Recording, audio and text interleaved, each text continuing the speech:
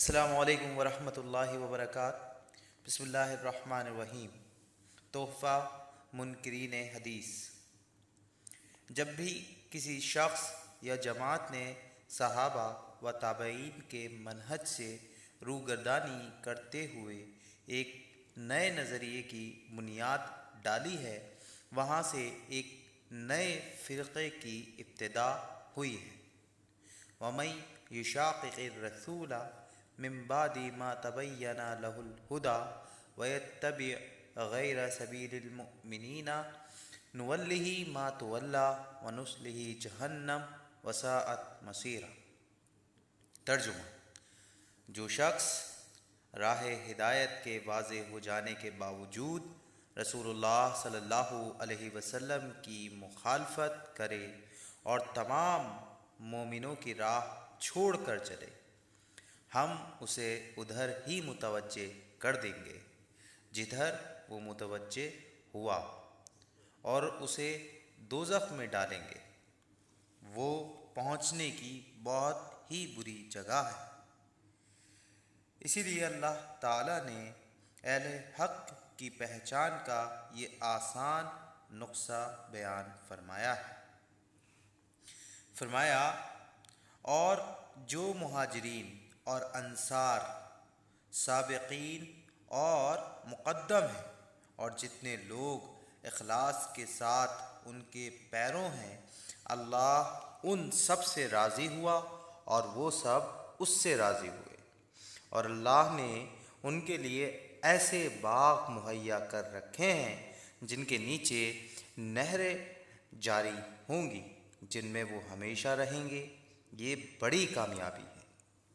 حق اور باطل کے درمیان تمیز کی اگر یہ بنیاد علامت والذین اتبعوہم بالإحسان پر غور کیا جائے تو کسی لمبی چوڑی بحث و جدل کی تکلیفات اٹھائے بغیر ایک شخص صراط مستقیم پر پہنچ کر ان خوش نصیبوں کے قافلے میں شامل ہو سکتا ہے جو 14 صدیوں سے اسی راستے کے مسافر ہیں۔ پہلی آیت سورہ نساء کی 115 ہے اور دوسری آیت جو تلاوت کی گئی وہ سورہ توبہ کی 100 ہے۔ آگے، اس راستے سے بھٹک کر مختلف راستے اختیار کرنے والے تمام گمراہ فرقوں میں ایک بنیادی قدر مشترکت آپ کو ضرور ملے گی، یعنی حدیث رسول صلی اللہ علیہ وسلم کے اصل مقام اور اس کی حیثیت سے انکار۔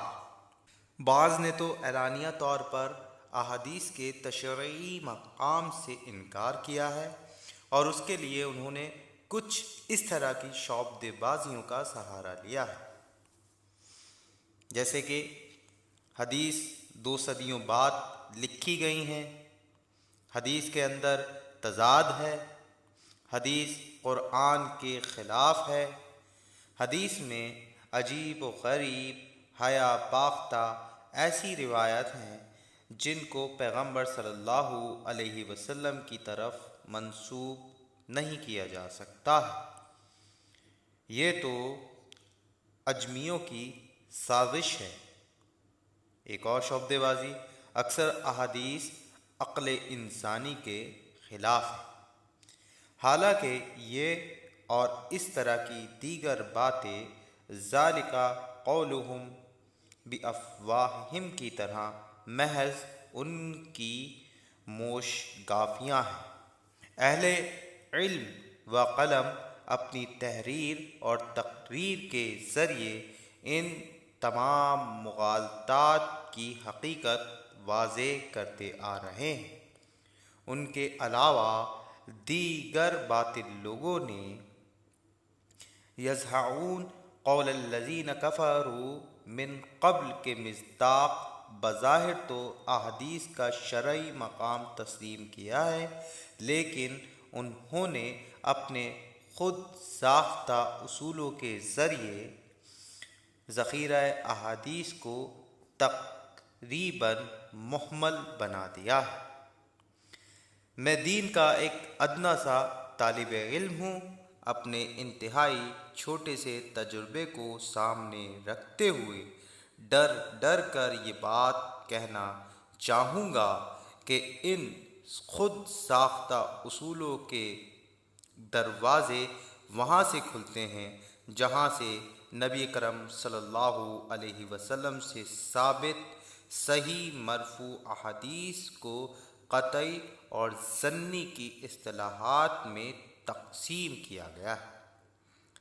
کیا اس اصول نے ان تمام صحیح مرفوع احادیث کو محض اس لیے شک اور ریب کے دلدل میں پھینک نہیں دیا کہ وہ احادیث خبر واحد کے ذریعے ہم تک پہنچی ہے؟ ممکن ہے کچھ محدثین نے مسئلہ تکفیر مسلم یا بعض دقیق فقہی اصول اور احکامات کی پہچان کے لیے ان اصطلاحات کو استعمال کیا، لیکن حقیقت یہ ہے کہ اس اصول نے خواہش پرست اہل رائے کو بے شمار ایسی فروعات نکالنے کا موقع دیا ہے جن کے نتیجے میں احادیث کا ایک بڑا حصہ تقریباً معطل ہو کر رہ جاتا ہے۔ کیا خبر متواتر وہی ہے جبکہ خبر واحد مشکوک ہے کہ جس کی بنیاد پر متواتر سے تو عقائد ثابت ہو سکتے ہیں، لیکن خبر واحد کے اندر اتنا یقین نہیں کہ ان احادیث سے عقائد ثابت ہو سکیں، اور نہ ہی خبر آحاد میں اتنی مضبوطی ہے کہ ان کے ذریعے خبر متواتر سے ثابت شدہ احکامات کی تخصیص کی جا سکے۔ نتیجتاً وحی کے اس گراں قدر حصے کو محض استحباب کی حد تک محدود کرتے ہوئے ناقابل اعتناء بنا دیا جائے، پھر اللہ اور اس کے رسول صلی اللہ علیہ وسلم سے آگے مزید تقدم کرتے ہوئے کچھ اس طرح کی جرأت کا مظاہرہ کیا جائے جیسے کہ ہر وہ آیات یا احادیث جو ہمارے فقہی مسلک سے ٹکرائے اسے منسوخ سمجھا جائے گا یا اس کی تعویل کی جائے گی، اور قیاس سے ٹکرانے والی حدیث کو تو چھوڑا جا سکتا ہے لیکن قیاس کے تقاضوں کو نہیں چھوڑا جائے گا۔ غیر فقیہ راوی کی روایت قبول نہ ہوگی۔ پھر اس اصول کی پاداش میں بعض جلیل القدر صحابہ کرام رضوان اللہ علیہم کو محض اس لیے غیر فقہی قرار دیا جائے کہ انہوں نے ایسی صحیح مرفوع روایات بیان کی ہیں جو ان ظالموں کے مسلک سے ٹکراتی ہیں۔ اگر راوی کا عمل اس کی روایت سے ٹکرائے تو روایت کو چھوڑ کر اس راوی کے عمل کو لیا جائے گا۔ ان چند مثالوں کے علاوہ اس طرح کی کئی اور قوانین واضح کیے گئے ہیں جن سب کا مقصد اپنے آباء و اجداد کی موروثی دین اور نظریات کو تحفظ دینے کے لیے احادیث کے دائرے کو انتہائی تنگ کر کے اسے محض ایک ایسا اسم بنا دیا جائے جو اپنے مسمع کی حقیقت سے بالکل خالی ہے۔ یہ ظلم اپنی انتہا کو اس وقت پہنچا ہے جب یہی لوگ جو ایک طرف تو حدیث رسول صلی اللہ علیہ وسلم پر عمل کرنے کے لیے انتہائی سخت قیود اور شرائط لگاتے جاتے ہیں، لیکن جب ان کے امام کے قول اور فرامین کا مسئلہ ہو تو فوراً یہ اعلان کر دیا جائے کہ قبول قول غیر بلا دلیل، اپنے امام کی بات کو بغیر کسی دلیل شرط اور کسی قید کے بلا تحقیق آنکھیں بند کر کے قبول کرنا ہمارا دین تقلید ہے۔ وَسَيَعْلَمُ الَّذِينَ ظَلَمُوا أَيُّ مُنْقَلِبٍ يَنْقَلِبُونَ۔ سوال یہ ہے کہ کیا سلف صالحین میں حدیث کا مطلقاً انکار یا حدیث کو قبول کرنے کے لیے ان تمام خود ساختہ اصولوں کا تصور بھی مل سکتا ہے؟ اگر نہیں اور واقعتاً نہیں تو کیا یہ سبیل المومنین سے روگردانی نہیں؟ اور کیا حدیث پر مختلف زاویوں اور حیلوں بہانوں سے حملہ کرنے والے یہ گروہ والذین تبعہم بإحسان میں شامل ہو سکتے ہیں؟ یہ چند سوالات حق کی جستجو رکھنے والوں کے لیے انتہائی اہم اور غور طلب ہے۔ حدیث رسول صلی اللہ علیہ وسلم فدا ابی و امی کے دفاع کرنا اہل حق کا نصب العین ہے۔